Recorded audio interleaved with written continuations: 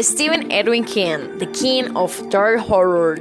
Sthephen was born to Ruth and Donald in Portland, Maine, 1947. When King was just 2, one night his father left home to buy cigarettes and never came back again. Alone inspired by comics and horror stories, Stephen decided he will become a horror writer. His mother encouraged him by paying $1 for every short story he wrote, but majority of his tales were rejected by horror magazines. He didn't quit, and he started writing a column in his university newspaper to support his growing family. King took a job as an English teacher, and in 1972 his friend bet him $10 to write with a woman's point of view. He accepted the challenge, and after 15 pages he gave up and threw it into the garbage. His wife found it and persuaded Stephen to carry on and turn it into a full-length novel. The novel was called Carrie. Later, the paperback rights were sold for $400,000. Stephen King is a New York Times novelist who made his name in the horror and fantasy genres. With books like Carrie, The Shining, and It, much of his work has been adapted for film and TV.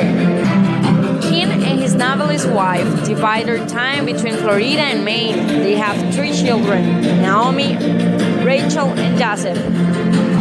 Outside of writing, King is a music fan. He even sometimes plays and sings in a band called Rock Bottom Reminders. The group has performed a number of times over the year to raise money for charity. Today, he has 60 novels, 200 short stories, and 50 movies and TV series. King has received Bram Stoker Awards, World Fantasy Awards, and British Fantasy Society Awards. In 2003, the National Book Foundation awarded him the Medal of Distinguished Contribution to American Letters. He has also received awards for his contribution to literature for his entire commitment, such as the World Fantasy Award for Life Achievement and the Grandmaster Award for the Mystery Writers of America. In 2015, King was awarded with a National Medal of Arts from the United States National Endowment for the Artist.